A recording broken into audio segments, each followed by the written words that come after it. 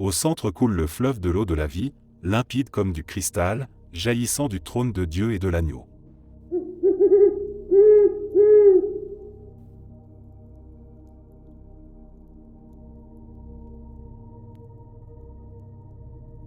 Le nirvana, dans la tradition bouddhiste, n'est pas un lieu physique au sens ordinaire.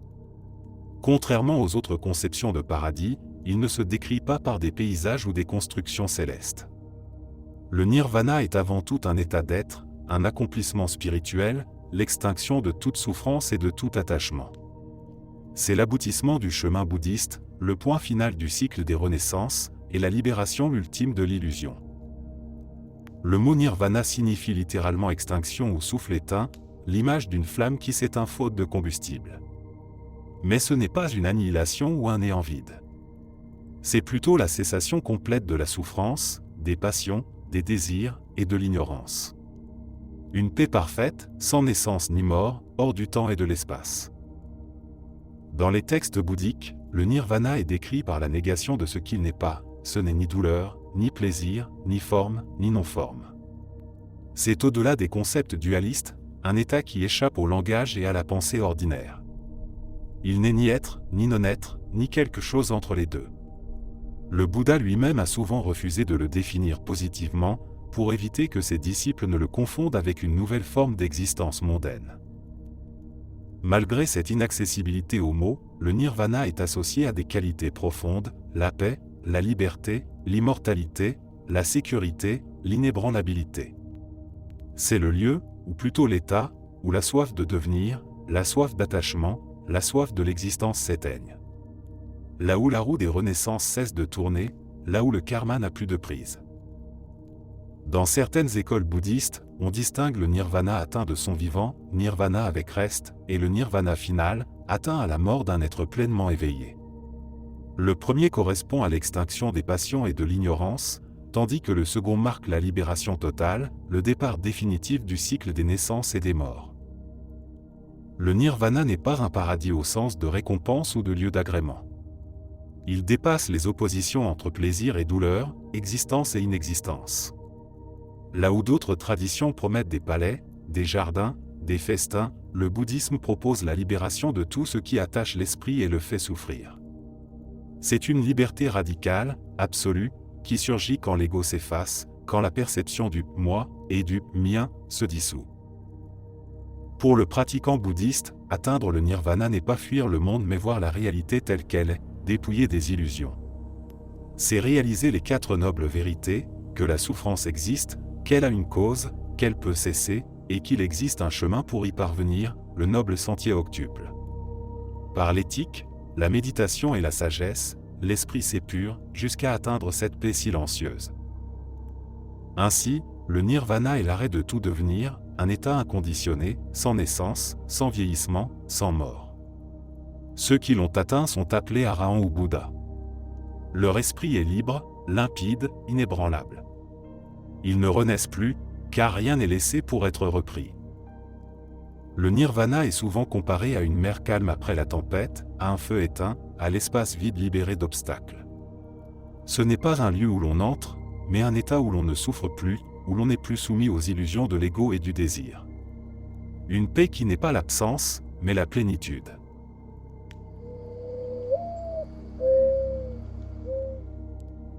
Dans la tradition islamique, Jannah est le nom donné au paradis promis aux croyants justes et pieux. Ce mot arabe signifie littéralement jardin, et son évocation traverse tout le Coran et les hadiths, où il est décrit comme un lieu d'une beauté et d'une perfection absolue, bien au-delà de l'imagination humaine. Ce n'est pas seulement un espace physique, Jannah est aussi l'aboutissement spirituel, la récompense ultime de l'âme soumise à Dieu. Le Coran décrit plusieurs niveaux de paradis, chaque degré offrant des bienfaits plus grands en fonction des œuvres et de la foi de la personne. Parmi eux, Jannah al-Firdaus, le jardin suprême, est considéré comme le plus élevé, le plus proche du trône divin.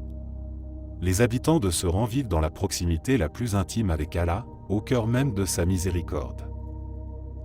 Les paysages de Jannah sont luxuriants et infinis. Des rivières coulent en abondance, mentionnées à plusieurs reprises, des rivières d'eau pure et cristalline, de lait dont le goût ne tourne jamais, de vin pur sans ivresse et de miel limpide. Ces rivières serpentant entre des jardins verdoyants, où les arbres ploient sous le poids de fruits toujours mûrs, qui se cueillent sans effort, simplement par le désir du cœur. Les sols sont tapissés de moquettes précieuses, les trônes ornés de bijoux, et les coussins disposés en abondance sous l'ombre fraîche des feuillages. Les habitants de Jana portent des vêtements de soie verte, des bracelets d'or et d'argent, et sont servis par des jeunes gens éternellement jeunes, décrits comme des perles éparpillées. La fatigue, la maladie, la douleur ont disparu. Plus de mort, plus de tristesse. Leur visage rayonne d'une lumière sereine, leur cœur est purifié de toute rancune, la paix règne entre tous, et l'amour y est universel. Le Coran mentionne aussi les houris, des compagnons d'une beauté immaculée, créés pour ceux qui entreront au paradis. Décrites comme ayant des yeux grands et purs, des regards doux et des corps chastes, elles symbolisent la pureté, l'éternité, la promesse d'un amour sans péché ni trahison. Mais ces images, bien que souvent interprétées littéralement, sont aussi vues par certains exégètes comme des métaphores de la récompense spirituelle, adaptées à la compréhension des humains. Jana n'est pas seulement un lieu de plaisir sensoriel. La plus grande des récompenses y est la vision de Dieu. Selon la tradition, les bienheureux auront l'honneur de contempler Allah, une expérience inimaginable et sublime, surpassant toute autre jouissance. Ce privilège est réservé aux cœurs purifiés, à ceux qui ont cru et enduré dans l'obéissance. Dans Jana, il n'y a ni nuit ni jour. La lumière émane de la présence divine elle-même. Le temps ne s'écoule plus comme sur terre, l'éternité règne, sans fin, sans vieillesse. Les relations humaines y sont restaurées et parfaites, les familles pieuses sont réunies, les amis retrouvés, les prophètes accessibles. Chacun goûte aux fruits de ses œuvres sans jamais craindre que les bénédictions cessent. Les textes décrivent aussi la différence entre les niveaux de Jana, et la manière dont chaque croyant, selon ses actes, sera placé plus ou moins haut. Mais même le plus humble des croyants recevra une part de bonheur inimaginable, surpassant tout ce qu'il aurait pu désirer sur terre.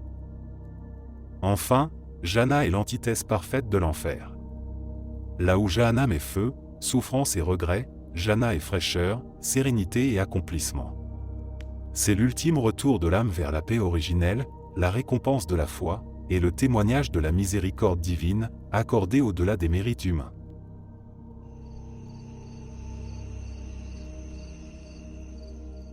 Le royaume des cieux, dans la tradition chrétienne, est la destination finale des âmes sauvées, l'accomplissement des promesses de Dieu à ceux qui ont cru en lui et suivi ses commandements. Ce royaume n'est pas seulement un lieu, mais aussi un état d'être, la communion parfaite et éternelle avec Dieu, affranchi du péché, de la mort et de toute imperfection. Dans les évangiles, Jésus parle souvent du royaume des cieux à travers des paraboles, un trésor caché, une perle précieuse, un banquet nuptial. Ces images montrent qu'il s'agit d'un lieu de joie incomparable, mais aussi de mystère, de grâce offerte mais parfois refusée. Il n'est pas accessible par la seule force humaine, mais par la foi et la miséricorde divine. L'Apocalypse de Jean décrit la vision ultime de ce royaume sous la forme de la Nouvelle Jérusalem, une cité descendue du ciel, brillante de la gloire de Dieu. La ville est bâtie en or pur, semblable à du verre transparent. Ses murailles sont faites de jaspe, et ses 12 fondations sont ornées de pierres précieuses, jaspe, saphir, émeraude, topaze, chalcédoine, sardonyx, chrysoprase, hyacinthe, améthyste. 12 portes, chacune sculptée dans une seule perle, entourent la cité. Au centre coule le fleuve de l'eau de la vie, limpide comme du cristal, jaillissant du trône de Dieu et de l'agneau. De chaque côté du fleuve, l'arbre de vie étend ses branches, donnant 12 fruits différents, un pour chaque mois, et ses feuilles servent à la guérison des nations. Ici, il n'y a plus de malédiction, plus de nuit, Dieu lui-même est la lumière, et ses serviteurs le servent face à face, son nom inscrit sur leur front. Le royaume des cieux est un lieu de paix absolue, où la douleur, les pleurs, la souffrance et la mort ont disparu. Les habitants sont vêtus de robes blanches, symbole de pureté et de rédemption, et portent des palmes en signe de victoire.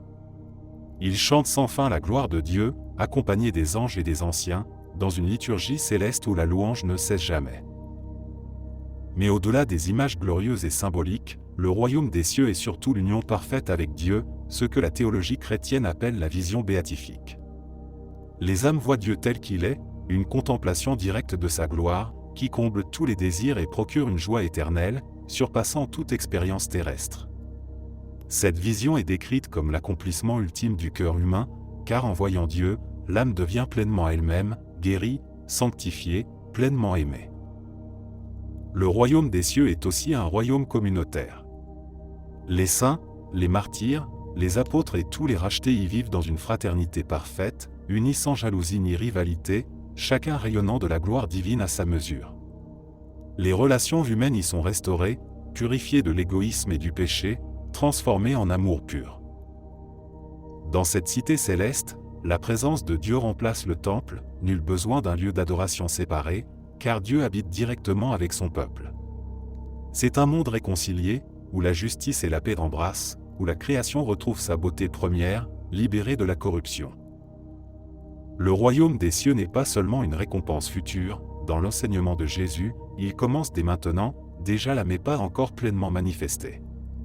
C'est un mystère présent au cœur de la foi chrétienne, une réalité promise mais aussi inaugurée dans la vie des croyants sur terre, un avant-goût de la gloire à venir.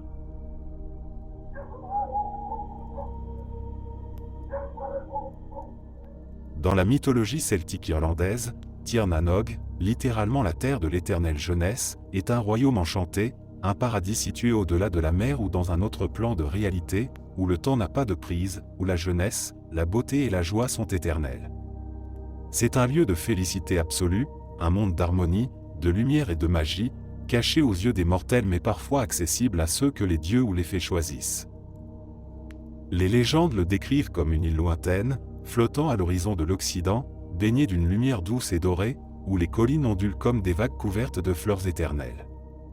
Les prairies sont toujours vertes, les arbres toujours en fleurs et en fruits, les rivières toujours claires et chantantes. Ici, nul hiver, nul flétrissement, nul déclin, chaque jour est un printemps parfait, chaque nuit une douce caresse de brise étoilée. Les habitants de Tir na Nog sont les Tuatha des Danann, les anciens dieux d'Irlande, transformés en êtres féeriques après leur défaite face aux hommes mortels. Ils vivent dans des palais de cristal et de pierres précieuses, cachés sous les collines sacrées, les cides, ou dans des forteresses d'or et d'argent. Ils sont éternellement jeunes, beaux, sages et puissants, maîtrisant la magie, la musique, la poésie et les arts. Leurs festins sont inépuisables, leurs banquets accompagnés de chants envoûtants, leurs danses sans fin. Entrer à Tir na Nog, c'est quitter le monde du temps, du vieillissement, de la souffrance. C'est être enveloppé dans une éternité de plaisir, d'amour et de beauté. Les héros mortels qui y accèdent, comme Oisin, fils de Fionn mac Comaill, dans la plus célèbre des légendes, découvrent un monde sans maladie, sans tristesse, sans labeur.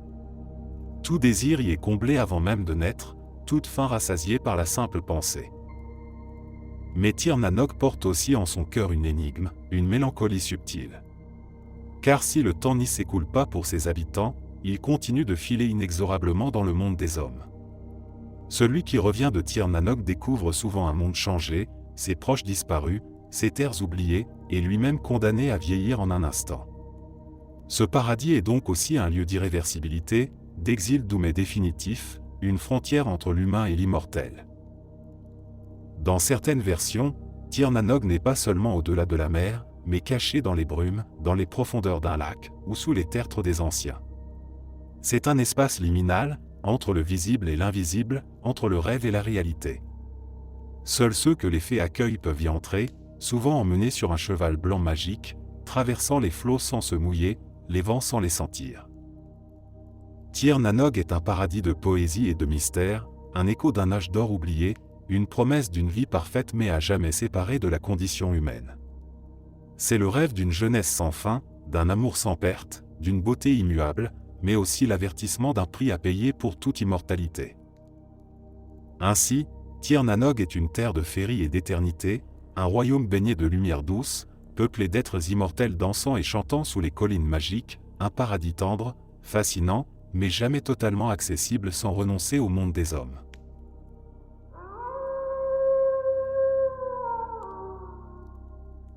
Goloka, aussi appelé Goloka Vrindavan, est décrit dans la tradition krishnaïte comme le monde suprême, le sommet de tous les royaumes spirituels, la demeure éternelle de Krishna, l'être suprême, sous sa forme la plus intime et la plus tendre.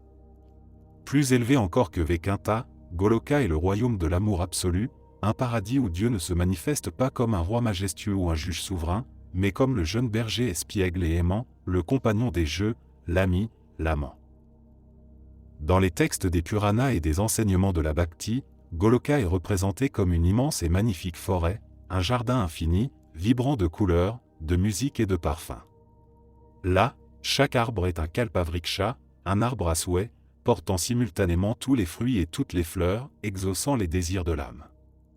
Les rivières, comme la Yamuna céleste, serpentant entre les collines de pierres précieuses, leurs eaux limpides chantant des hymnes en l'honneur de Krishna. Les prairies de Goloka sont parsemées de fleurs éternellement fraîches, et les animaux, vaches, paons, cerfs, coexistent dans une harmonie parfaite. Les vaches de Goloka, appelées Surabhi, sont sacrées et miraculeuses, elles donnent du lait infini, symbole d'abondance et de compassion universelle. Les villages y sont ornés de palais de joyaux, mais leur simplicité rurale reste empreinte de tendresse. Ici, l'intimité prime sur la majesté. Au centre de Goloka se trouve Vrindavan, la forêt bien-aimée de Krishna, où il joue de la flûte, entouré de ses compagnons et compagnes. Ce royaume est unique car Dieu y est adoré non pas par crainte ou par devoir, mais par pur amour spontané. Les gopis, les bergères, incarnent cet amour absolu, prêt à tout abandonner pour un simple regard ou un sourire de Krishna.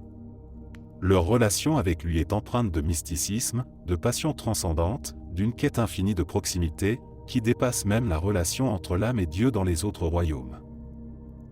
Dans Goloka, chaque son est musique, chaque parole est poésie, chaque mouvement est danse. Les saisons y coexistent en parfaite harmonie, l'hiver doux et l'été rafraîchissant, le printemps éternel enveloppant tout de parfums subtils.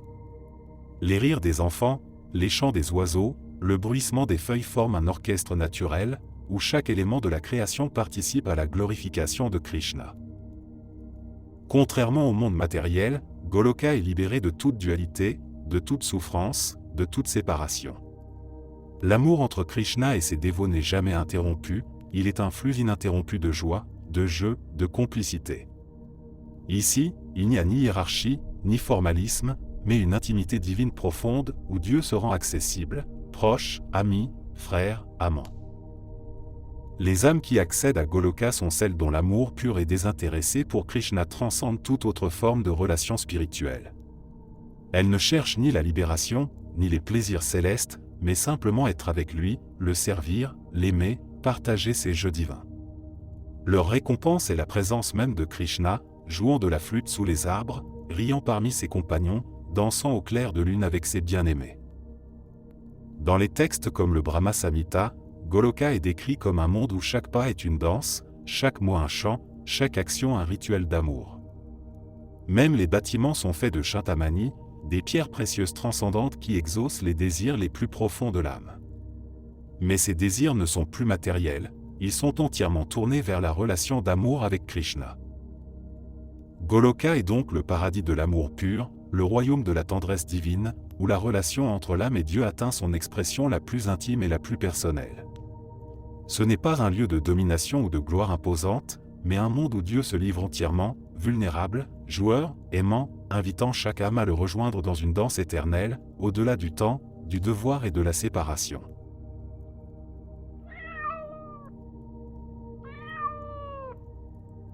Sumerland est, dans les traditions spiritualistes, occultes et néo-païennes comme la Wicca, le royaume lumineux et pacifique où les âmes vont après la mort, un lieu de repos, de guérison et de renouveau spirituel. C'est un paradis sans dogme rigide, une terre d'été éternelle, baignée de lumière douce, de chaleur bienveillante et de beauté naturelle, où les esprits vivent en harmonie avec eux-mêmes et avec l'univers. Les descriptions de Sumerland varient selon les courants et les croyances individuelles, mais toutes s'accordent sur l'idée d'un monde paisible, verdoyant, semblable à un jardin ou à une prairie infinie, où l'on retrouve des collines douces, des champs fleuris, des rivières limpides, des forêts accueillantes. L'air y est tiède, le ciel toujours clair ou légèrement doré, un crépuscule permanent ou un matin éternel, selon la sensibilité de l'âme. Dans Sumerland, les âmes retrouvent leurs proches, leurs amis, leurs compagnons animaux, tous réunis dans une fraternité d'amour et de compréhension. Les blessures de la vie sont guéries, les conflits dissipés, les chagrins apaisés. Ici, l'âme a l'opportunité de réfléchir, de se réconcilier, de comprendre les leçons de l'incarnation passée, avant de choisir si elle souhaite se réincarner ou demeurer. Ce paradis n'est pas statique ni figé, il est un espace d'évolution spirituelle, une école d'âme, un lieu de préparation. Certains y restent longtemps, explorant, apprenant, approfondissant leur compréhension de la vie et de l'univers. D'autres y séjournent brièvement avant de reprendre leur chemin dans le cycle des renaissances. Aucune contrainte, aucun jugement extérieur n'y pèse, c'est l'âme elle-même qui choisit. Dans la Wicca et d'autres spiritualismes païens, Summerland est aussi vu comme le « pays de la jeunesse éternelle », une terre au-delà du voile, où les saisons coexistent en harmonie, où la nature est sublimée, vivante, consciente. Les bois sont peuplés d'êtres féeriques, de guides spirituels, de déesses et de dieux bienveillants, offrant leur sagesse à ceux qui la cherchent. La mer brille sous la lune, les collines résonnent de chants, les fleurs n'y fanent jamais. Certains voient Summerland comme un reflet de l'idéal personnel de paradis.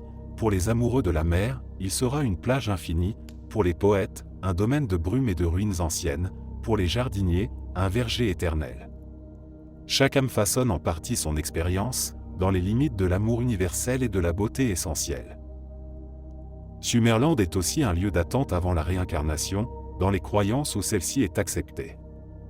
L'âme, une fois reposée et éclairée, peut choisir de revenir sur Terre pour apprendre de nouvelles leçons, pour réparer d'anciennes erreurs, ou pour aider d'autres êtres.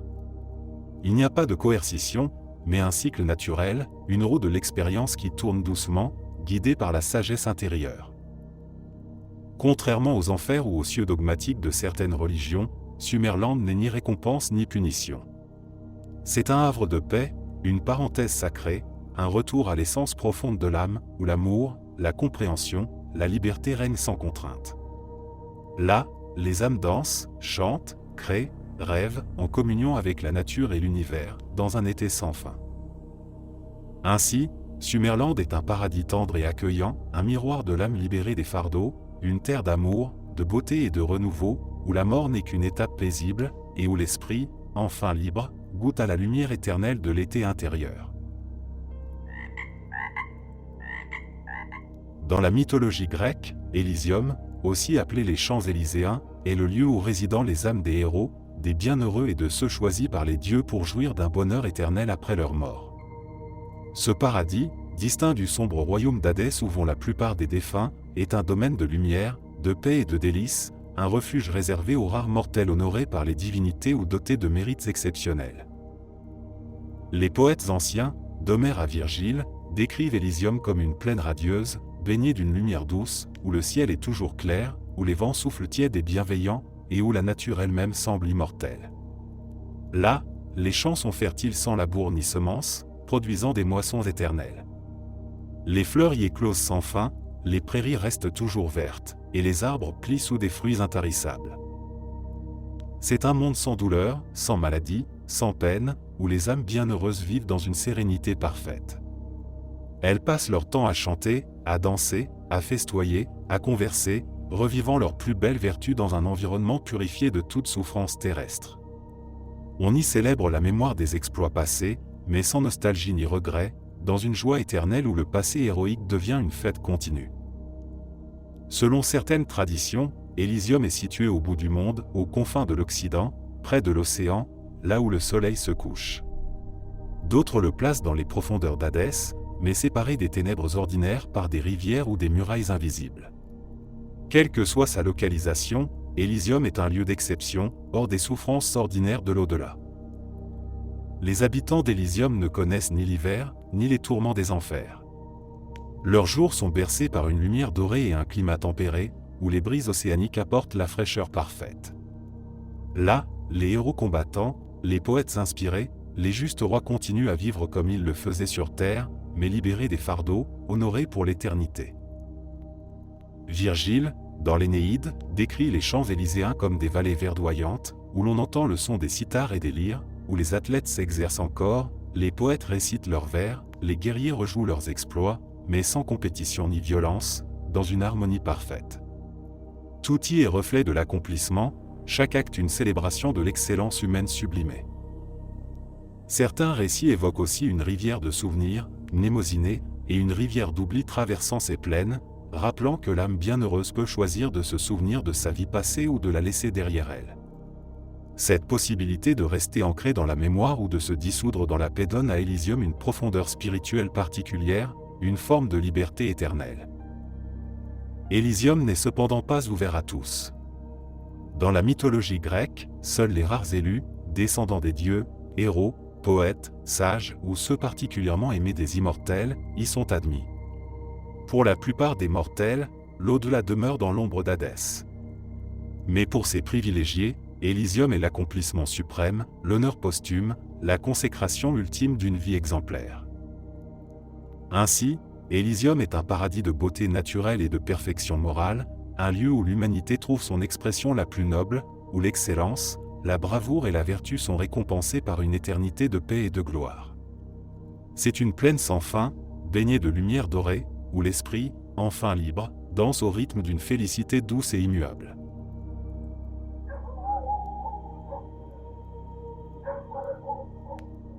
Dans la mythologie nordique, Valhalla est le grand hall des morts glorieux, le paradis réservé aux guerriers tombés au combat avec bravoure, choisis par les Valkyries pour rejoindre Odin, le père de tout, dans sa demeure céleste.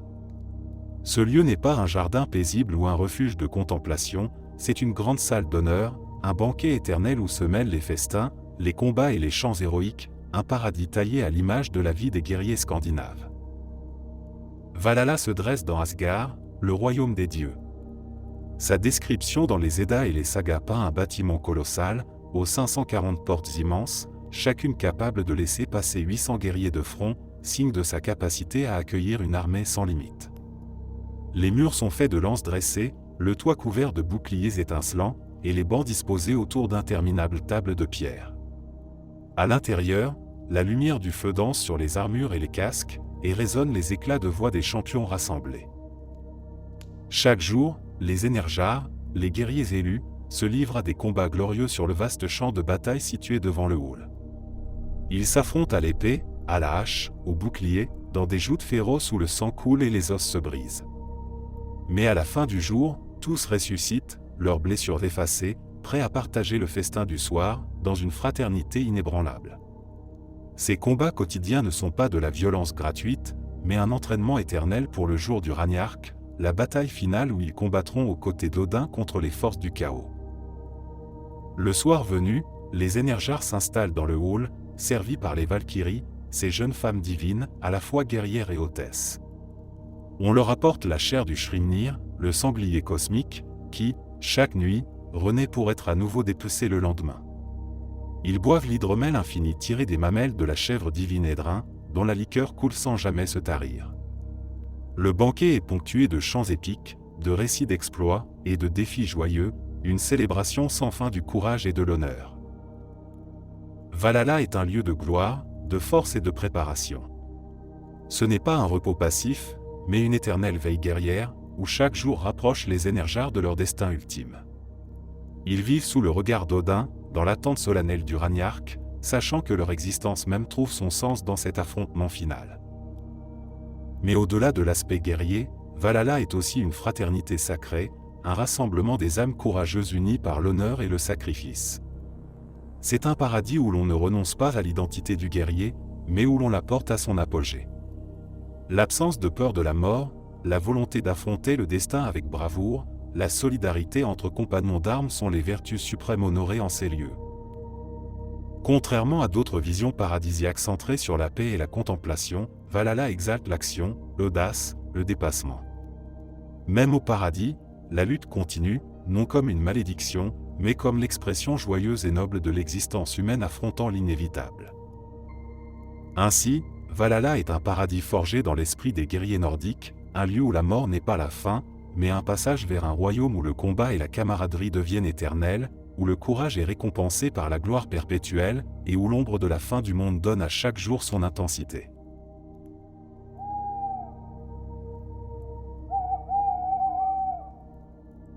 Sukhavati, littéralement la terre de la béatitude, est le paradis occidental décrit dans les enseignements du bouddhisme de la terre pure, une école particulièrement développée en Chine et au Japon.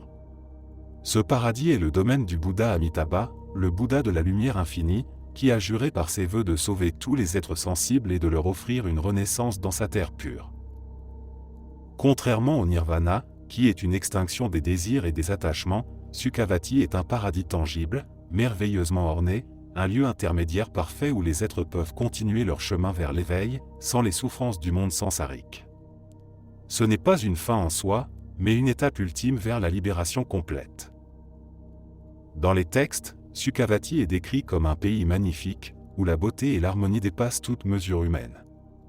Ses sols sont pavés d'or pur, ses étangs remplis d'eau aux 8 vertus, dont la surface est couverte de fleurs de lotus aux couleurs éclatantes.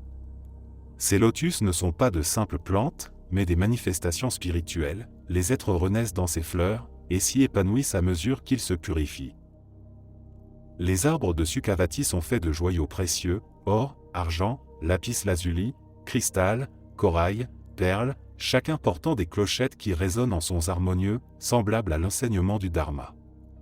Le ciel y est toujours clair, baigné d'une lumière douce et sans chaleur, émanant de la lumière infinie d'Amitabha lui-même, et non d'un soleil ou d'une lune. Le temps y est suspendu, exempt de vieillissement, de maladie, de mort. Dans cette terre pure, les oiseaux chantent des mélodies qui enseignent naturellement les lois du Dharma. Les vents, en passant parmi les feuilles des arbres précieux, créent une musique subtile qui éveille les esprits. Rien, dans ce monde, n'est cause d'attachement ou d'ignorance, tout est conçu pour encourager l'éveil. Même les sons, les couleurs, les parfums sont imprégnés de sagesse. Les habitants de Sukhavati sont libres de toute douleur physique et émotionnelle. Ils n'ont plus de corps soumis à la faim, à la fatigue ou au désir grossier. Ils se déplacent par la pensée, se nourrissent par la méditation, et progressent vers l'éveil en écoutant les enseignements du Bouddha et des Bodhisattvas. Ils peuvent voir et entendre les autres mondes, dialoguer avec les sages, et comprendre directement les vérités profondes du Dharma. Ce paradis est accessible par la foi et l'invocation sincère du nom d'Amitabha, Nambutsu ou Nyanfo. Le simple fait de prononcer son nom avec foi ouvre la porte d'une renaissance en Sukhavati. Ce vœu exprime l'idée que, dans une époque de déclin spirituel, où la pratique personnelle est difficile, la compassion du Bouddha peut suppléer aux limites humaines. Mais Sukhavati n'est pas un lieu de plaisir égoïste. Ses habitants ne s'y complaisent pas dans des jouissances sensorielles. Chaque aspect de ce monde est orienté vers l'éveil, chaque instant est une opportunité d'approfondir la sagesse, de cultiver la compassion, et de se préparer à atteindre le nirvana final. Après leur apprentissage en Sukhavati, les êtres sont destinés à devenir eux-mêmes des Bouddhas, des guides pour d'autres êtres sensibles. Ainsi, Sukhavati est à la fois un lieu de refuge et une école spirituelle parfaite, un monde pur exempt des obstacles du samsara, créé par le vœu compatissant d'un Bouddha pour offrir aux êtres un espoir, une chance de salut même aux plus faibles, aux plus imparfaits. Ce paradis incarne la compassion illimitée d'Amitabha, et l'assurance que nul n'est abandonné, que même ceux qui, dans leur vie, ont manqué de sagesse ou de vertu, peuvent encore renaître dans un monde de pureté et de lumière, pour achever leur chemin vers l'éveil.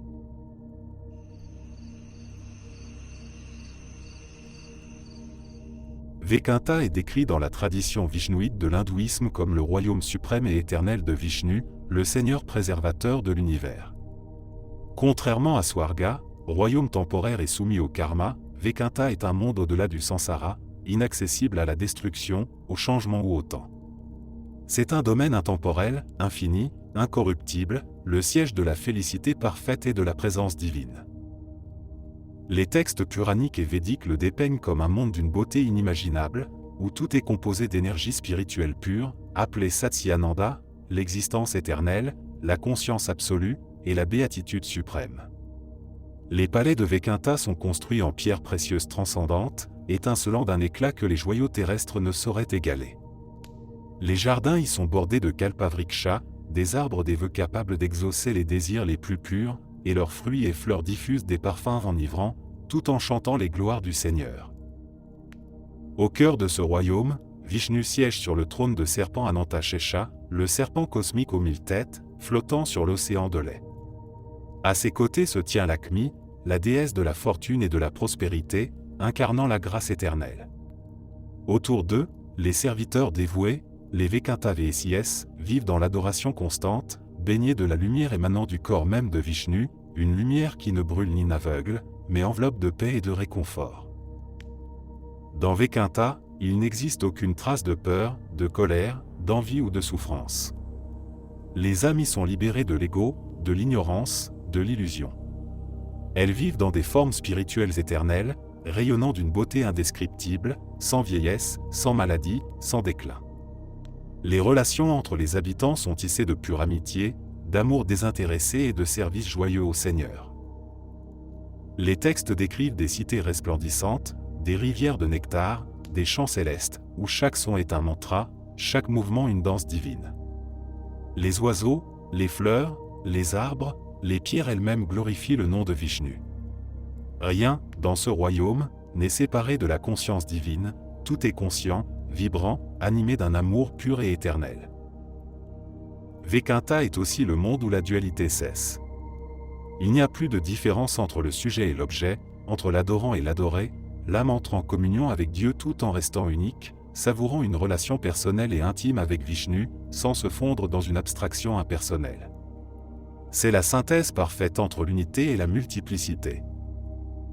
Accéder à Vaikunta n'est pas le fruit d'un simple mérite karmique, mais une grâce offerte par la dévotion, bhakti.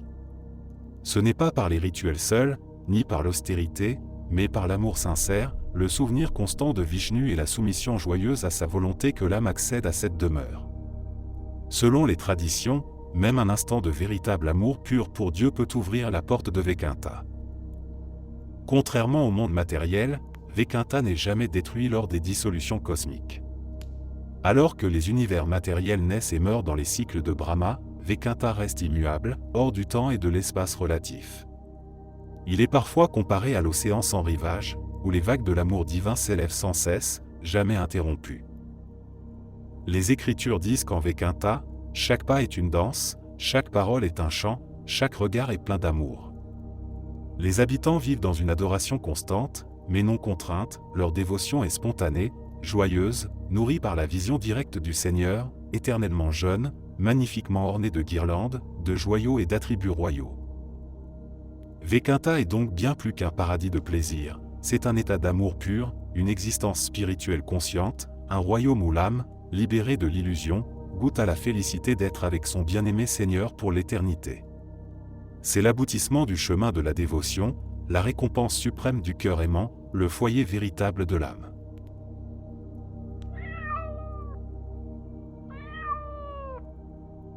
Omeyocan, dans la cosmologie aztèque, est le paradis solaire suprême, le plus haut des cieux, la demeure du dieu soleil Huitzilopochtli et des forces créatrices primordiales. Son nom signifie « le lieu de la dualité » ou « le lieu du double », car il incarne l'union des principes masculins et féminins, le couple sacré à l'origine de toute existence. Omeyocan est l'apogée cosmique, le centre lumineux d'où jaillit la vie et où retournent les âmes les plus héroïques. Contrairement à Tlalocan, royaume des eaux et de la fertilité, Omeyocan est un royaume de feu, de lumière, d'énergie solaire. Il est réservé à une catégorie très spéciale de morts, les guerriers tombés au combat, les sacrifiés offerts au soleil, et les femmes mortes en couches. Ces morts sont vus comme les plus nobles, car leur sacrifice alimente la force vitale du soleil, garantissant la survie de l'univers. Les traditions disent que les guerriers morts au combat deviennent des compagnons du soleil, escortant son char flamboyant à travers le ciel, chantant, hurlant, brandissant leurs armes, dans une cavalcade éternelle d'exaltation et de gloire. Ils accompagnent Huitzilopochtli depuis l'aube jusqu'au zénith. Ensuite, ce sont les âmes des femmes mortes en couches qui prennent le relais, escortant le soleil jusqu'au crépuscule. Ces femmes, assimilées aux combattantes de la vie, sont vénérées comme des guerrières spirituelles, honorées pour leur sacrifice vital. Omeyocan est décrit comme un ciel éclatant, inondé de lumière dorée et rougeoyante, où les palais sont faits de rayons solaires solidifiés, d'or incandescent et de plumes précieuses. Les champs y sont tapissés de plumes de quetzal et d'oiseaux resplendissants, et les fleurs éternelles s'ouvrent sous les caresses de la lumière. L'air vibre de musique puissante, de cris de triomphe, de tambours et de conques sonnant la gloire du soleil. Les âmes qui habitent Omeyocan ne connaissent ni faim, ni soif, ni douleur. Elles vivent dans un état de joie héroïque perpétuelle, exaltées par la proximité du dieu solaire, participant chaque jour à son combat contre les ténèbres. Leur existence est action, mouvement, lumière, sans lassitude ni repos, une danse cosmique au rythme des levers et couchers du soleil. La récompense d'Omeyocan n'est pas la paix ou le repos, mais l'intégration dans le cycle sacré du cosmos, la fusion avec la force guerrière et créatrice du soleil. Ces âmes deviennent elles-mêmes des étoiles, des éclats de feu dans le ciel nocturne, témoins éternels des vivants. Elles apparaissent comme des étoiles scintillantes à l'aube et au crépuscule, accompagnant Huitzilopochtli dans sa traversée céleste. Dans la pensée aztèque, Omeyocan incarne aussi l'équilibre des polarités, l'union des contraires. C'est le lieu d'où proviennent les dieux créateurs, Ometecuhtli et Omecihuatl, les deux moitiés de l'être divin primordial, englobant masculin et féminin, lumière et obscurité, vie et mort. Cet aspect fait d'Omeyocan non seulement un paradis des guerriers, mais aussi le centre métaphysique de l'univers, le point d'origine et de retour de toute existence. Ainsi, Omeyocan est un paradis flamboyant, exalté, héroïque, une fusion de lumière, de puissance et d'harmonie cosmique, un royaume réservé à ceux dont la mort même a contribué à la perpétuation de la vie universelle. C'est un ciel ardent, un lieu de gloire et de chant, où l'âme devient un rayon de soleil éternel, participant à l'épopée sans fin du cosmos.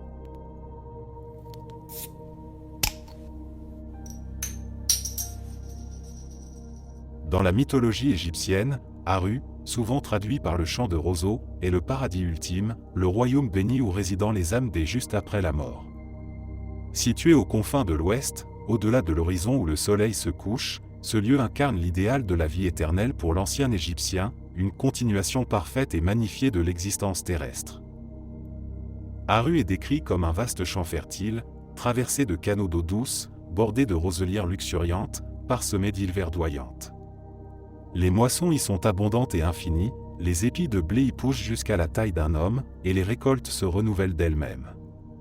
C'est une terre de prospérité où nul travail n'est pénible, où l'agriculture est à la fois acte rituel et plaisir. Les habitants d'Aru sont les âmes des défunts justifiés, ceux dont le cœur a été pesé et trouvé pur par Maa, la déesse de la vérité et de l'ordre cosmique. Lors du jugement d'Osiris, le cœur du défunt est comparé à la plume de Maa. S'il est plus lourd, il est dévoré par Ami, la dévoreuse d'âme. S'il est équilibré, l'âme accède à Aru. C'est donc un paradis réservé aux justes, à ceux qui ont vécu selon la Maa, respectant l'ordre, la justice, la vérité. Dans Aru, l'âme retrouve ses proches, ses ancêtres, ses amis, tous réunis dans la joie éternelle. Elle peut naviguer paisiblement sur les barques solaires qui sillonnent les canaux, pêcher, chasser dans les marais, cultiver la terre, mais toujours sans effort, sans sueur, sans fatigue. Les dangers de la vie terrestre sont absents, pas de bêtes féroces, pas de maladies, pas de vieillesse. La jeunesse et la vigueur sont éternelles.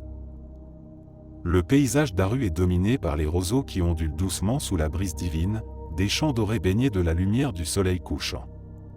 L'eau y est claire et fraîche, les lotus flottent sur les étangs, les oiseaux chantent dans les feuillages. C'est un monde ordonné, harmonieux, équilibré, une Égypte idéalisée et purifiée. Les textes funéraires, comme le livre des morts, décrivent Aru comme divisé en plusieurs champs ou sections, protégés par des portes et des gardiens. L'âme doit connaître les formules, les noms sacrés, les mots de passe pour les franchir, prouvant sa sagesse et sa connaissance des mystères divins. Ce chemin n'est pas hostile, mais exige la mémoire et la piété. Au centre d'Aru trône Osiris, dieu des morts et de la résurrection, assis sur son trône entouré des juges divins. Là, l'âme fidèle peut participer au banquet divin, écouter les enseignements des dieux et goûter à la béatitude éternelle sous la protection d'Osiris. Le paradis n'est pas seulement un lieu de plaisir matériel, mais aussi un espace de communion avec le divin, de maintien de l'ordre cosmique. Dans la vision égyptienne, Aru n'est pas une rupture avec la vie, mais sa continuité sublimée. On y retrouve les mêmes occupations, mais sans contrainte, les mêmes paysages, mais sans péril, les mêmes liens familiaux et sociaux, mais purifiés de tout conflit. La vie idéale n'est pas d'échapper à la matière, mais de vivre en harmonie parfaite avec elle, selon Maa. Ainsi, Aru est un paradis rural et paisible, un champ d'éternité où l'âme juste récolte à jamais les fruits de sa vie vertueuse, sous un ciel toujours clément, dans un monde où l'eau, la terre et la lumière s'unissent dans une abondance perpétuelle. C'est l'image d'une Égypte éternelle, où l'ordre, la beauté et la justice règnent sans fin, et où l'âme goûte au repos mérité, entourée des bienfaits de la nature et des dieux.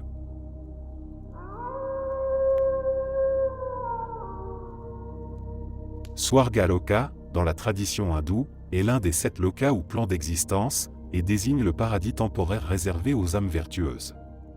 Ce royaume céleste est la demeure des devas, les dieux, des esprits bienveillants et des héros, sous le règne d'Indra, roi des dieux et maître du ciel. Ce n'est pas un lieu éternel, mais un monde de récompense et de plaisir, accordé à ceux qui ont accompli de bonnes actions et mérité les fruits de leur karma. Swarga est souvent décrit comme un royaume suspendu au-dessus du monde terrestre, au sommet du mont Meru, la montagne cosmique qui forme l'axe de l'univers. Ses palais sont faits d'or étincelant et de pierres précieuses. Les jardins de Swarga, appelés Nandana, sont couverts de fleurs éternelles, aux parfums suaves et enivrants. Les arbres y portent des fruits délicieux, mûrs en permanence, accessibles sans effort. Des rivières de nectar et de lait serpentent entre les prairies verdoyantes. Dans Swarga, le climat est toujours doux et agréable. Il n'y fait jamais ni trop chaud, ni trop froid. Les musiques célestes y résonnent en permanence, jouées par les Gandharvas, les musiciens divins, tandis que les Apsaras, nymphes célestes, dansent gracieusement, incarnant la beauté, la joie et l'art. Les festins sont sans fin, les mets exquis se régénérant d'eux-mêmes, sans besoin de cuisson ni de préparation. Les habitants de Swarga, qu'ils soient dieux ou âmes méritantes, vivent dans des corps radieux, exempts de maladies, de vieillesse, de fatigue. Leurs pensées sont claires, leur cœur est léger, et leurs plaisirs ne connaissent ni limite ni douleur. Ils se déplacent à volonté, traversant les cieux sur des chars aériens, ornés de drapeaux et de guirlandes. Le rire, la musique et la lumière imprègnent chaque recoin de ce royaume. Mais Swarga n'est pas un lieu d'éternité. Selon la loi du karma et des fruits de l'action, Phala, les mérites accumulés par les bonnes actions sur terre permettent d'accéder à Swarga pour une durée déterminée. Quand ces mérites s'épuisent, l'âme doit quitter Swarga et renaître dans un autre monde, selon son karma restant. Cette impermanence est l'un des enseignements fondamentaux de l'hindouisme, même les plaisirs célestes sont éphémères, et aucune félicité conditionnée ne peut être absolue. Les textes védiques et puraniques racontent que même les dieux eux-mêmes sont soumis au cycle du temps. Indra, malgré sa puissance et sa gloire, peut être remplacé, contesté, voire humilié par des sages ou des démons selon les circonstances cosmiques. Swarga est ainsi à la fois un lieu de récompense sublime et un rappel que toute existence dans les mondes conditionnés est transitoire. Pour les âmes, accéder à Swarga est un grand honneur, un signe de mérite spirituel et moral. Mais les sages aspirent à des sphères plus élevées, comme Vaikuntha ou Moksha, car ils savent que Swarga n'est qu'une halte brillante sur le chemin, mais non la destination ultime. Dans la pensée hindoue, Swarga appartient encore au Sansara, le cycle des naissances et des morts, et ne libère pas l'âme de l'illusion et de l'attachement. Ainsi, Swarga Loka est un paradis radieux et joyeux, mais temporaire, offrant des plaisirs incommensurables, une vie exaltée au sein des dieux, tout en enseignant que même la beauté et la gloire céleste ne sont que des reflets provisoires de la vérité ultime. C'est un monde d'abondance, de musique, de lumière, de danse et de festin, mais aussi un monde où l'éveil spirituel n'est pas encore complet, et où l'âme est appelée, tôt ou tard, à poursuivre son voyage vers une libération plus haute.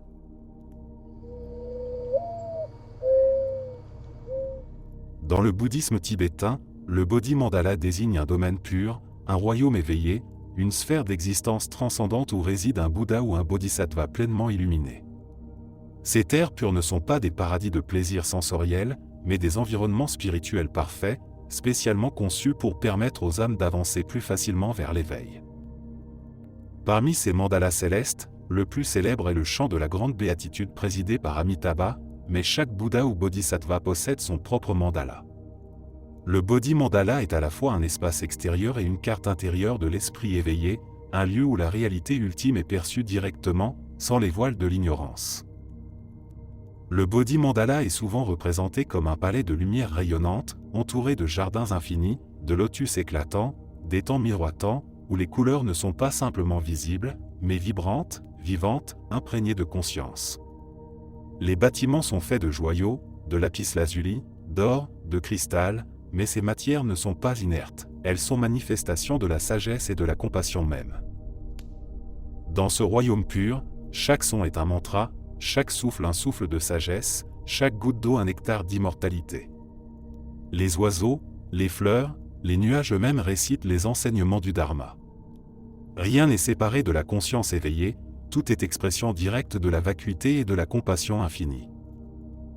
Les êtres qui renaissent dans un Bodhi Mandala n'y sont pas enfermés par le karma, mais attirés par la force de leur aspiration spirituelle profonde. Ce sont ceux qui, au cours de leur vie, ont généré la bodhicitta, le désir de l'éveil non pour eux-mêmes, mais pour le bien de tous les êtres. Ce paradis est donc un terrain d'entraînement ultime, un environnement idéal pour progresser rapidement vers la bouddhéité. Il n'y a ni douleur, ni ignorance, ni obstacle karmique dans le Bodhi Mandala.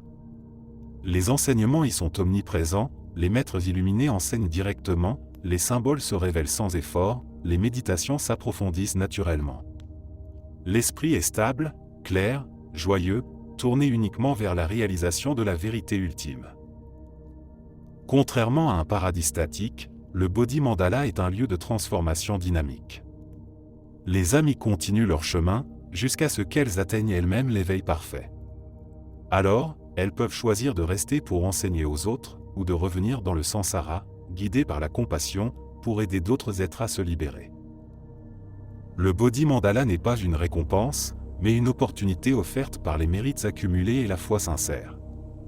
Il est une ouverture dans l'univers ordinaire, un espace sacré au-delà de la souffrance, où l'esprit peut enfin s'épanouir dans sa pure nature lumineuse et compatissante. Ainsi, le Bodhi Mandala est un paradis d'éveil, un royaume où tout est enseignement, où la beauté elle-même est sagesse, où la forme est vide et la vacuité forme, et où chaque instant rapproche l'âme de la liberté ultime.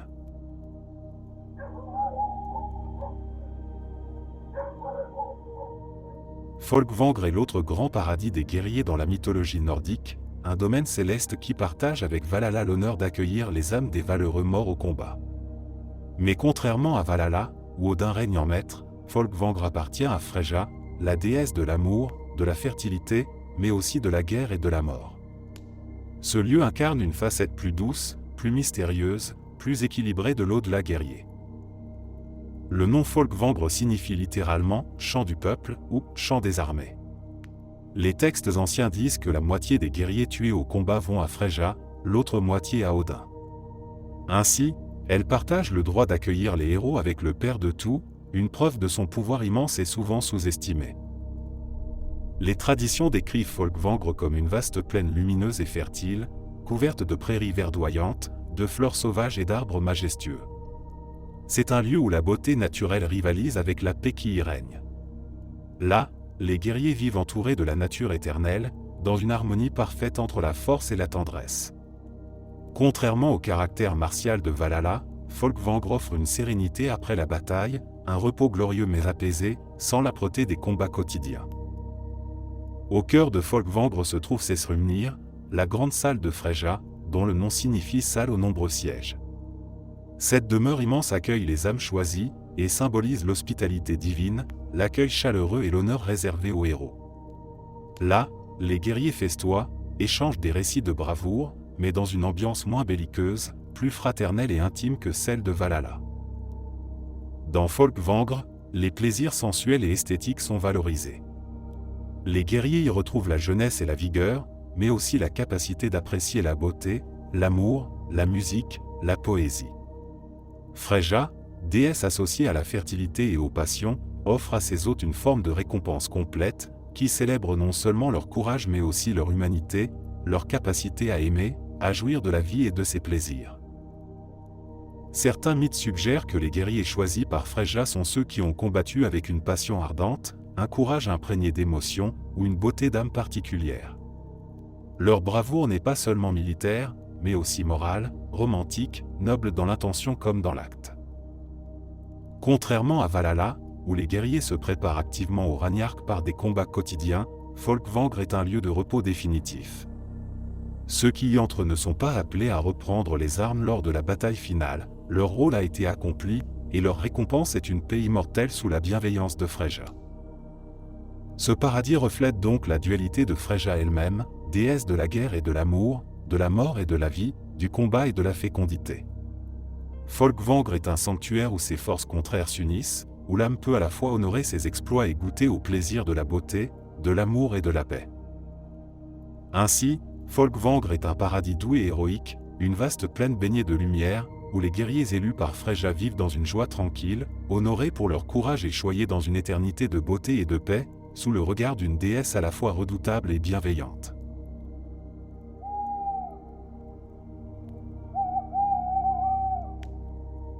Tlalocan, dans la mythologie aztèque, est le paradis humide et verdoyant gouverné par Tlaloc, dieu de la pluie, de l'eau, des éclairs et de la fertilité. Contrairement aux enfers sombres et redoutés, Tlalocan est un lieu lumineux, luxuriant, débordant de vie et de fraîcheur, un monde où l'eau jaillit de toutes parts, où la végétation est foisonnante, où la terre est éternellement fertile. Ce paradis est réservé à ceux qui sont morts de causes liées à l'eau, noyades, foudres, maladies hydriques comme la lèpre ou l'hydropisie. Ces morts, considérées comme spéciales et sacrées, sont perçues non pas comme des tragédies, mais comme un appel direct de Tlaloc, une invitation à rejoindre son domaine bienheureux. Entrer à Tlalocan n'est pas une punition, mais un privilège accordé à ceux marqués par l'eau. Les traditions décrivent Tlalocan comme une terre d'abondance éternelle, où la nourriture pousse sans travail ni effort. Des forêts épaisses, des jardins sauvages, des collines couvertes de fleurs entourent les rivières cristallines et les lacs miroitants. Les fruits sont énormes, les épis de maïs toujours mûrs, les fleurs éclatantes d'un rouge et d'un jaune surnaturel. Ici, la nature est en fête, exubérante, généreuse, sans limite ni saison. L'air de Tlalocan est empreint d'humidité douce, et la pluie tombe comme une bénédiction perpétuelle, légère et tiède, une pluie de vie et non de destruction. Les habitants de ce paradis vivent libérés de la souffrance physique et morale, jouissant de la beauté des paysages, des rires, des danses, des banquets. Le travail de la terre n'est plus une peine, mais un jeu, une célébration. Dans les récits, Tlalocan est aussi habité par des esprits aquatiques, des créatures semi-divines, des dieux mineurs de la pluie, et les serviteurs de Tlaloc. Ces êtres guident les âmes nouvellement arrivées, les introduisent aux plaisirs éternels du royaume, nager dans les lacs sacrés, boire à la source divine, se parer de guirlandes de fleurs humides. Le palais de Tlaloc lui-même est décrit comme un édifice fait de jade, de turquoise et de coquillages étincelants, situé au cœur de son domaine. Là, le dieu de la pluie trône, couronné de serpents, son visage souvent masqué, tenant dans ses mains les symboles de la foudre et de l'eau. Son rire fait éclater les nuages, ses larmes nourrissent les rivières. Tlalocan, à la différence de nombreuses autres visions paradisiaques, n'est pas un lieu d'éternité absolue ou de récompense morale. C'est un paradis naturel, lié aux forces élémentaires, une extension sacrée du cycle de l'eau et de la fertilité. On y entre non par la vertu ou la foi, mais par la connexion mystique à l'eau et à ses pouvoirs. Dans la cosmologie aztèque, Tlalocan incarne aussi le cycle sans fin de la vie et de la mort, car l'eau nourrit la terre mais peut aussi l'engloutir, elle est source et menace à la fois. Ce paradis reflète cette dualité, un lieu magnifique, généreux, mais imprégné de la puissance sauvage de la nature.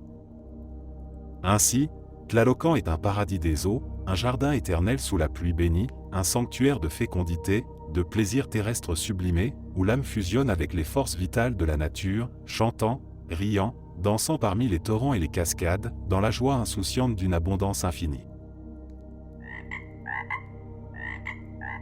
Xanadu, aussi appelé Chandu en mandarin, est entré dans l'imaginaire collectif comme une cité merveilleuse, un paradis terrestre où le pouvoir, la beauté et l'harmonie coexistent dans une perfection presque surnaturelle. Popularisé en Occident par les récits de Marco Polo, et immortalisé plus tard par le poème de Coleridge, Xanadu est bien plus qu'un palais ou une capitale impériale, c'est l'incarnation d'un idéal de prospérité, d'équilibre entre l'homme et la nature, un Éden culturel et spirituel. Dans les descriptions légendaires, Xanadu s'élève au milieu d'une plaine verdoyante, cerclée de montagnes bleues à l'horizon. Son palais, fait de marbre blanc et d'or, de murs laqués et de toits recouverts d'écailles brillantes, resplendit sous le soleil. Les dômes sont ornés de dragons et de phénix sculptés, symboles d'harmonie cosmique et d'équilibre impérial. Autour du palais s'étendent des jardins luxuriants, irrigué par des rivières sinueuses, planté de saules, de pivoines, de lotus et de bambous. Les récits disent que des fontaines de lait, de vin, de miel coulaient dans les pavillons réservés aux fêtes impériales. Des oiseaux rares, des paons, des grues immortelles peuplent les bosquets, chantant des mélodies étranges, douces et envoûtantes. Le climat y est toujours tempéré, l'air pur et frais, un éternel printemps où les fruits mûrissent toute l'année et les fleurs ne se fanent jamais. Xanadu est aussi un carrefour des cultures, des savoirs et des croyances. Là, les savants, les poètes, les astrologues, les prêtres bouddhistes, taoïstes et chamans se réunissent pour échanger, sous l'égide d'un souverain éclairé, symbole d'unité et de paix universelle. Ce n'est pas seulement un paradis matériel, mais un centre spirituel, un modèle d'ordre cosmique, un reflet de l'harmonie entre ciel, terre et humanité. Selon les légendes, le palais de Xanadu est construit sur des lignes de force sacrées, au croisement des souffles vitaux, QI, de l'univers. On dit que des rites secrets y étaient pratiqués, des méditations alchimiques, des cultes destinés à maintenir l'équilibre des éléments et la prospérité du monde. Chaque pierre, chaque arbre, chaque ruisseau était placé selon des principes géomantiques précis, pour que l'énergie circule sans entrave. Dans l'imaginaire poétique, Xanadu est aussi un lieu de mystère et d'éphémérité. Ce paradis terrestre semble flotter entre le réel et le rêve, comme une vision brumeuse au lever du jour, une oasis entre le monde matériel et le monde spirituel. Certains disent qu'on ne peut l'atteindre qu'en traversant des forêts enchantées, des rivières d'oubli, ou en suivant le chant d'un oiseau invisible. Ce n'est pas un lieu qu'on conquiert, mais un lieu qu'on reçoit en révélation. Ainsi, Xanadu incarne un paradis terrestre, un idéal de civilisation raffinée, de nature apprivoisée mais respectée, de sagesse universelle et de beauté sublime. C'est un songe de l'harmonie ultime entre l'homme et l'univers, un écho d'un âge d'or perdu, mais toujours espéré.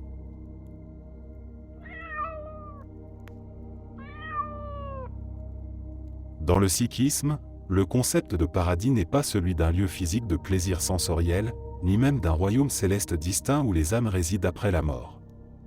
Au lieu de cela, Jana Enem, littéralement la demeure du nom, représente un état de béatitude éternelle et d'union parfaite avec Dieu, un état d'être où l'âme est libérée du cycle des naissances et des morts et s'établit dans la vérité suprême.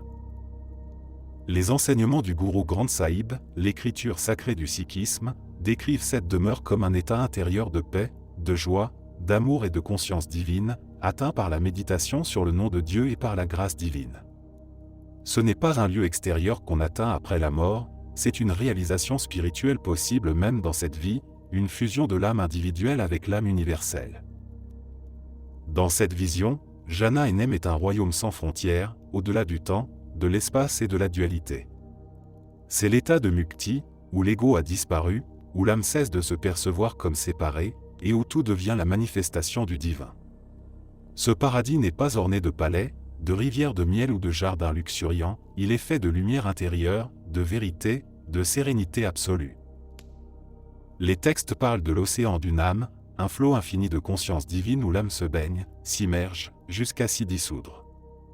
Entrer dans Jana Enem, c'est ne plus percevoir aucune séparation entre soi et Dieu, entre soi et l'univers.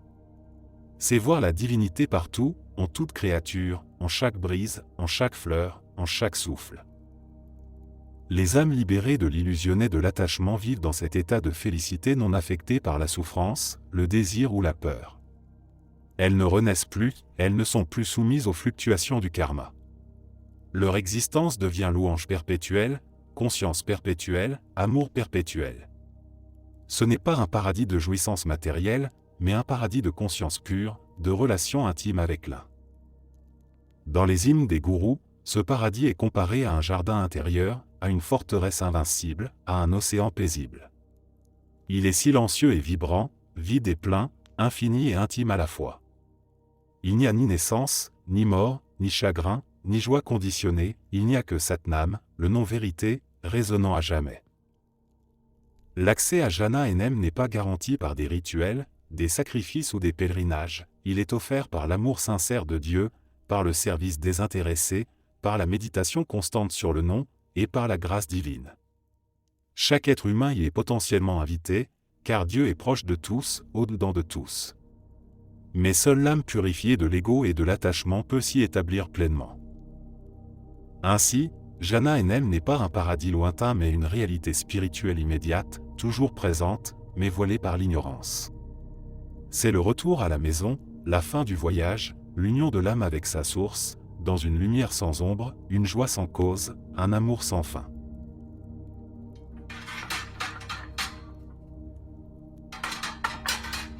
Dans la mythologie grecque, les îles Fortunées, aussi appelées îles des Bienheureux, sont un paradis mythique situé au bout du monde, aux confins occidentaux de l'océan, là où le soleil disparaît chaque soir. Ce lieu légendaire est réservé aux âmes des héros, des demi-dieux et de quelques rares mortels choisis par les dieux pour leurs vertus exceptionnelles. C'est une terre d'immortalité, de paix et de félicité, un sanctuaire de lumière éternelle. Les poètes anciens, d'Hésiode à Pindare, décrivent ces îles comme des terres baignées d'un climat parfait, où l'hiver n'existe pas, où la brise marine souffle doucement, où les champs verdissent en permanence sans jamais être labourés. Les fruits mûrissent spontanément, les fleurs éclosent toute l'année, les rivières sont douces et limpides, et l'air est imprégné du parfum des jardins. Ici, la nature est abondante, généreuse, dispensant ses bienfaits sans labeur ni peine. Les habitants des îles Fortunées vivent dans une jeunesse éternelle, exempte de douleur, de fatigue, de maladie. Leur quotidien est fait de festins, de chants, de danses, de jeux et de promenades sous le ciel toujours clair. Certains récits parlent de banquets divins servis par les heures ou les nymphes, de musique céleste résonnant entre les collines, de processions sacrées honorant les dieux immortels. Les îles elles-mêmes sont parfois décrites comme couvrant 3 grandes terres émergées, baignées de lumière dorée, éloignées des tempêtes et des catastrophes du monde mortel. Des bosquets sacrés, des vergers infinis, des plages de sable argenté et des montagnes bleues composent ces paysages idéalisés, où l'harmonie règne entre tous les éléments. Dans certaines traditions, ces îles sont dirigées par Rhadamante, juge des enfers devenu souverain des bienheureux, garantissant l'ordre et l'équité même dans ce paradis. Les héros légendaires, tels qu'Achille, Ménéla, Cadmo ou encore Hélène, y auraient trouvé refuge après la mort, quittant les douleurs de la guerre et des passions terrestres pour une existence paisible et glorieuse. Les îles Fortunées ne sont pas seulement un lieu de récompense, mais aussi un retour aux origines, à l'âge d'or, à un temps mythique où les hommes vivaient en harmonie avec les dieux et la nature. Elles incarnent la nostalgie d'une perfection perdue, la promesse d'une réconciliation ultime entre l'homme et l'univers. Ce paradis n'est cependant pas ouvert à tous. Il est le privilège des rares élus, de ceux qui ont reçu la faveur divine, soit par leurs exploits, soit par leur lignage semi-divin, soit par une justice et une droiture exemplaires. Pour la plupart des mortels, la destinée reste l'Hadès, le royaume souterrain des ombres, mais pour les bienheureux, les îles Fortunées sont la récompense suprême, l'éternité transformée en fête. Ainsi, les îles Fortunées sont un paradis radieux, un rêve d'immortalité paisible et joyeuse, un monde sans peine ni peur, où les héros vivent à jamais entourés de beauté, de musique et de lumière, sous la bénédiction silencieuse des dieux immortels.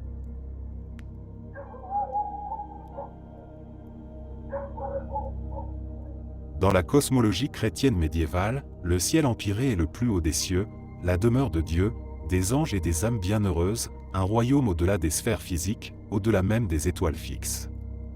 Ce ciel de feu pur selon l'étymologie du mot latin empyreum, n'est pas un lieu matériel, mais un domaine spirituel, incandescent de lumière divine, exempt de temps, d'espace et de mouvement. Les théologiens du Moyen Âge, tels que saint Thomas d'Aquin et Dante Alighieri, le décrivent comme le centre immobile de l'univers, l'axe autour duquel tout tourne, mais qui lui-même reste immuable car parfait. Le ciel empyré est la sphère de l'amour pur, de la béatitude suprême, où la volonté de Dieu est accomplie sans obstacle. Ici, nul soleil, nul astre, nulle lune n'éclaire, car la lumière qui baigne tout est celle émanant directement de Dieu. Ce n'est pas une lumière physique, mais une clarté spirituelle absolue, qui illumine l'intelligence, réchauffe le cœur, transfigure l'âme. Tout est limpide, éclatant, transparent, les esprits bienheureux y contemplent Dieu face à face, jouissant de la vision béatifique, but ultime de la quête chrétienne. Dans ce royaume sublime, les anges forment des chœurs ordonnés, les 9 hiérarchies célestes disposées en cercle concentrique autour de la lumière divine. Chaque ordre angélique chante, loue, contemple, dans une harmonie parfaite. Les âmes des saints, des martyrs, des justes, sont unies à ces chœurs, intégrés à la grande symphonie céleste. Mais dans cette multitude, nul n'est perdu dans l'anonymat, chacun brille selon sa mesure, et cette diversité même amplifie la beauté de l'ensemble. Le ciel empyrée est aussi le lieu des couronnes, où les élus reçoivent les récompenses de leurs vertus terrestres, non comme des privilèges égoïstes, mais comme des reflets de la gloire divine. Chaque âme devient miroir parfait de l'amour divin, et plus elle rayonne, plus elle participe à la félicité collective. L'envie, la jalousie, l'orgueil n'existent plus, tout est paix, gratitude, communion. Dante, dans sa divine comédie, atteint le ciel empyré à la fin de son voyage, et le décrit comme une rose blanche immense, dont les pétales sont les trônes des âmes bienheureuses. Au centre brille la lumière incréée, entourée d'une foule d'anges virevoltants comme des abeilles. C'est une vision de l'amour pur, sans forme définissable, mais perçue comme totalité harmonieuse et ineffable. Le ciel empyré n'est ni mouvement, ni changement, ni succession d'événements, c'est l'éternel présent, la plénitude accomplie, où tout désir est satisfait parce qu'il coïncide parfaitement avec la volonté divine. Là, le temps se dissout, la mémoire est purifiée, l'espérance est réalisée, et la foi devient vision.